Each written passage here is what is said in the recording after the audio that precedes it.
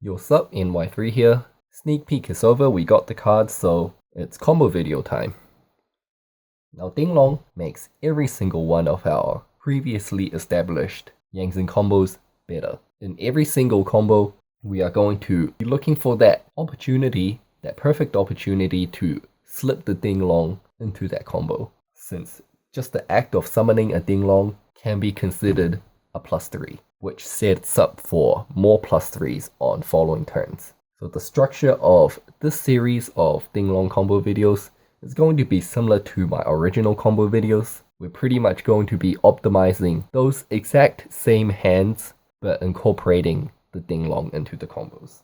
This video we're going to start off basic, so we're not introducing the pendulum scales and the pendulum summons just yet for the most part. At the end there will be one, but anyways, let's start with the most basic combo. So this is not really a combo, but a series of plays over 2 turns where you mount a counterattack from just one card. This could be a top decking scenario. You could even be slightly or significantly losing. So just imagine no monsters in grave, no monsters in hand, and we top deck our Spearoid Terratop for turn. Now to start off the counterattack, we obviously special summon our Terratop, search our red eye dice, normal our red eye dice, make our Terratop level 4, and we're going to synchro for Denglong. Denglong's effect grabs us branches or 9 pillars.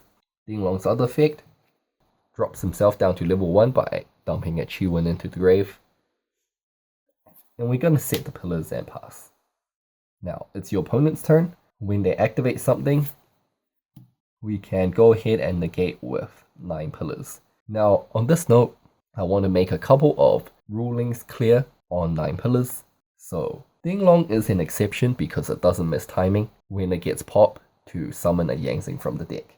But any of our other Yangzings can miss timing when popped with 9 pillars. Now, luckily for us, negating the activation of a card pretty much makes that card as if it never happened. Now, when you destroy Yangzings on Chainlink 2, the Yangzings usually miss timing, but since the activation of Chainlink 1 was negated, our Yangzings aren't going to be missing the timing.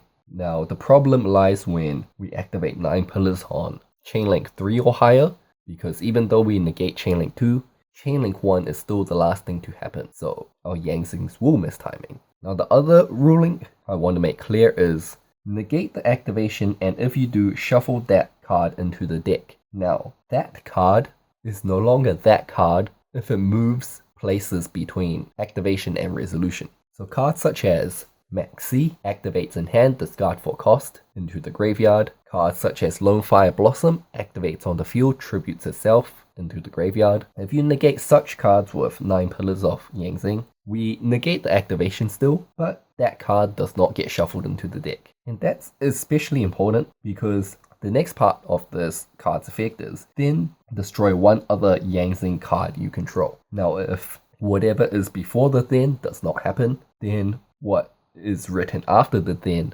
also does not happen. So if I negate something such as a Rescue Rabbit's effect, Rescue Rabbit is not going to be shuffled back into the deck, and I would not be able to destroy a Yangzing card I control, which is not ideal because we want to be popping our Yangzings. But anyways, back to the scenario. So it's your opponent's turn, they activated something, 9 pillars is going to negate that and pop out Denglong. Denglong and Chi-Win are both going to trigger. Here, if the situation is so bad that you can't live otherwise, you want to summon the BN, which quick synchros into our old favorite, Herald of the Arclight. So yeah. Now Herald doesn't really generate any advantage. Next turn you're still going to be top decking, so only do this if you really have to. Ideally, what we want to do is, instead of Denglong floating into BN, we're going to grab Suani from our deck. Now Suani is going to quick synchro into our second Denglong. So a lot of this deck now is optimizing the number of Denglongs you can summon. Now, since Denglong can only be summoned 1 per turn, the most Denglongs you can summon is 1 on your turn, 1 on their turn, 1 on your turn, 1 on their turn, and so on. But the Denglong we summoned here is going to trigger. Now, here we can search a number of things. We can search Yangzing Path, which is somewhat YOLO. Right now we have 2 Yangzings in the grave. If they kill the Denglong, we're gonna have 3. If they let the Denglong live, on the next turn, Denglong can activate its second effect to dump a worm from your deck to the graveyard to change its level. So then we'll have 3 in the grave either way for path. But since the things you draw off path is not guaranteed, the safer option would just be grabbing a level 3 Yangzing or a level 2 Yangzing, since Denglong can up its level to level 6, because you want to be making a Baxia on your turn. So grabbing one of these is going to be the safe choice. Additionally, if your graveyard was not empty at the start of this combo, and you do not have to use Denglong's effect to get 3 Yangzing for the Yangzing Bath, it might be worth it to get the Yangzing Path. And that's because you have your top deck for the turn and the 2 cards you draw off Yangzing Path. Now, since Denglong can modulate its level, if you draw any of these cards, you're going to be able to make that Baxia. And you had 3 chances to draw one of these cards, so the odds are really high. But anyways, assuming that we take the safe path of searching a level 3, let's see how our next turn unfolds. We're going to draw a card for turn. We're going to assume that card is something completely useless and irrelevant. I'm going to normal summon. Here I used Zefraxi since Zefraxi sets up future pendulum plays as opposed to Bian. Synchro Denglong and Zefraxi into Baxia. Now Baxia is going to be able to spin up to 2 cards. Denglong is also going to trigger, and we're going to grab a Chiwen from the deck. Now, from here on out, it's pretty much freestyle. You have so many options. Baxia pops the Chiwen. It can grab back the red-eyed dice. Chiwen can float into a Suani for a 3rd Denglong, at which point you will probably want to get the path to shuffle our first 2 Denglongs back. Chiwen could also float into Bian to make our all-time favorite Battle Immune Herald to protect our Baxia. High Speed Roachamberer is another option here for some pretty high damaging plays. It's going to be 6,900 with the Baxia and the High Speed Void. 7,900 actually, due to Suani's boost. We could also get the Teratop back and trigger Teratop's effect if you run a second target, such as the Takatomborg. We could also get the Suani back. Now, Chiwen can float into another copy of Zefraxi, and from there we can make a level 7 synchro play. So yeah, we have just a lot of options at this point. So to recap, our counterattack started off with just 1 card. After the first turn,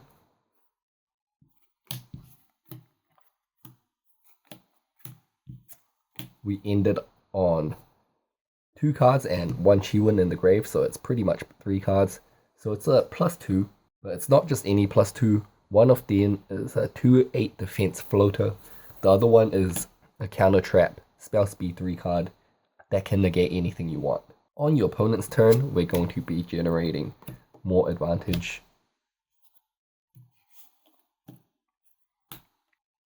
On their turn, we're back down to 2 cards, but we negated one of their cards, one of their key plays. On our turn, we top deck for turn, normal summon, make Baxia, spin 2 of their cards back, float into a Chiwen, and go from there. You know, if you got this back, for example, which specials this and Teratop search this. You know, with the card we top decked, we're already on 5 cards.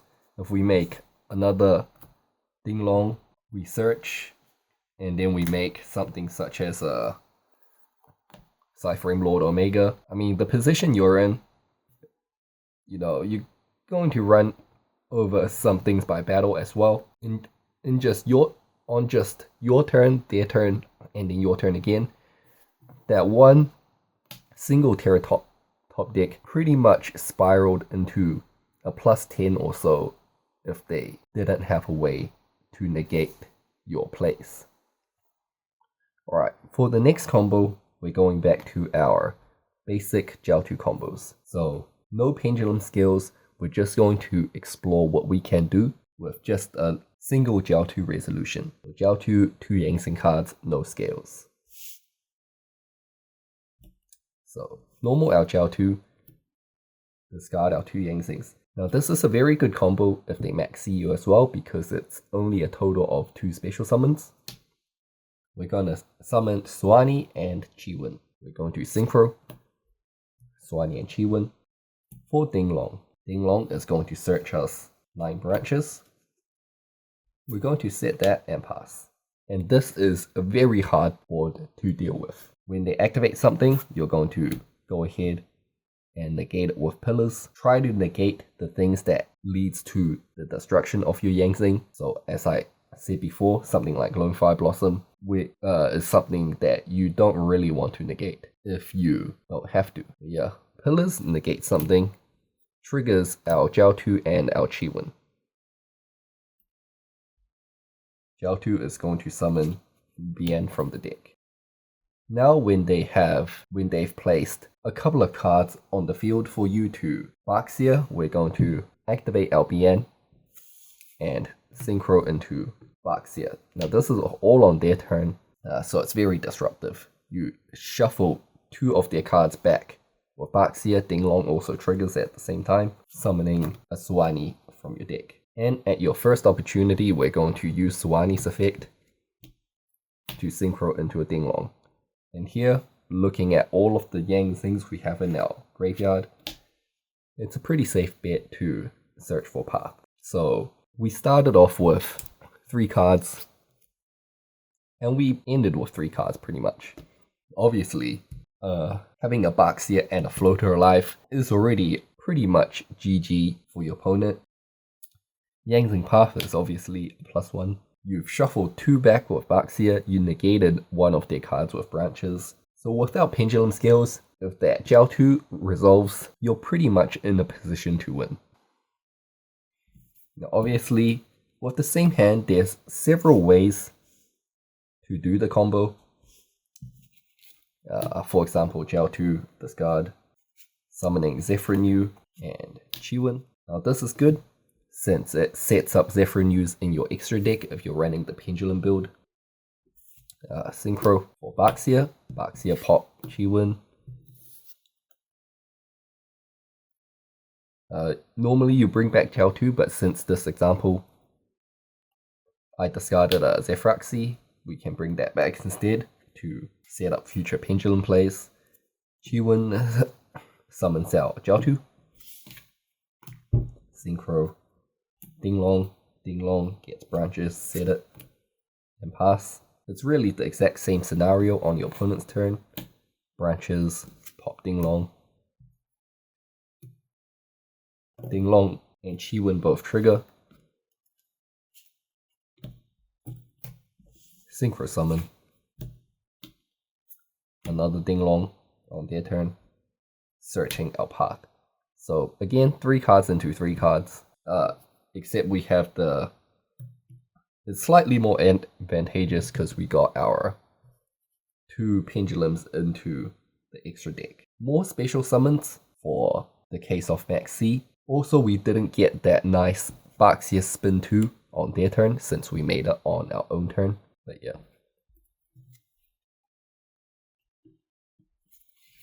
It depends on what you go for and what the matchup is.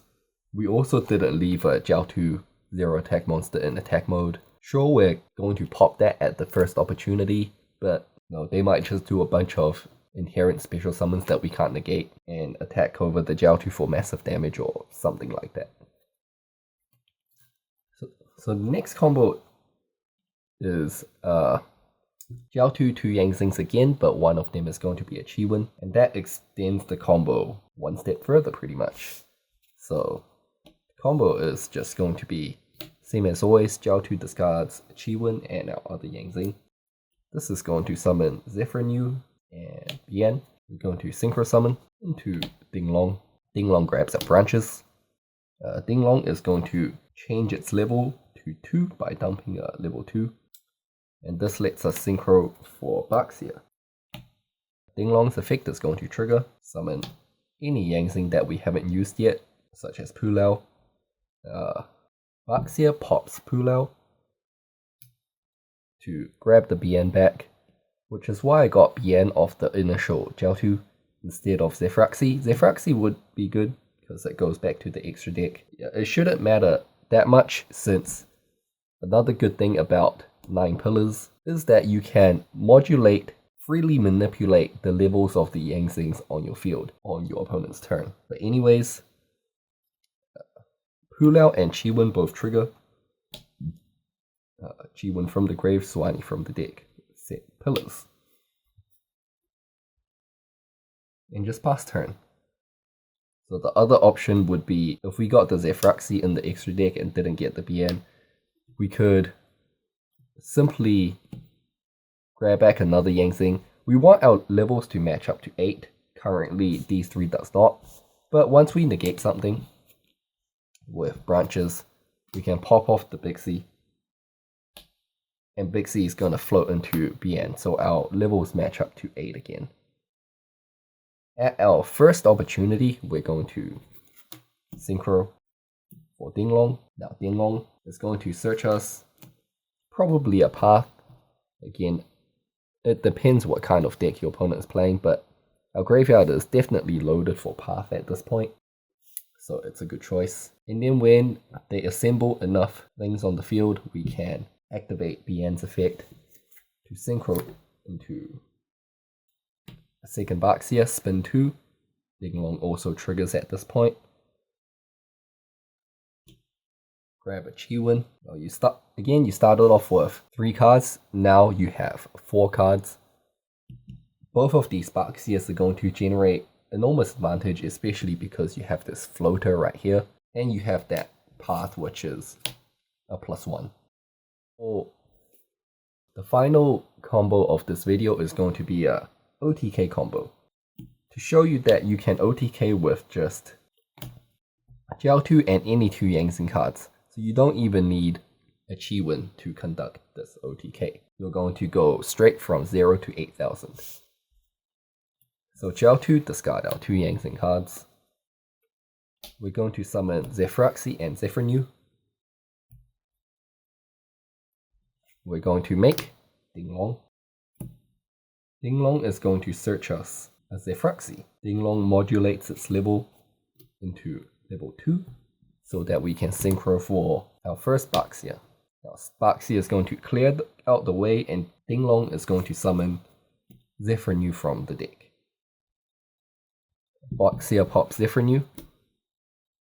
This summons Jiaotu from the graveyard. Zephyr is going to trigger because it got popped to grab us Oracle of Zephyr. Activate Oracle of Zephyr to grab us the other scale, which is the 3rd Zephyr. Set our pendulum scales, pendulum 3. We don't get Zephyr effect because we already used it this turn. And then we can just do our old favorite thing, spam Baxias pretty much. Spin 2 more. Since we're going for the OTK, we don't have to keep our scales intact. This is already 8,400. We can make it even more deadly. Baxia pop one of our random scales. Summon a Chamber Rider for the massive overkill. This is well above 10,000. And yeah, for this combo to work, however, we must have not resolved the Oracle of Zephyr previously in this turn.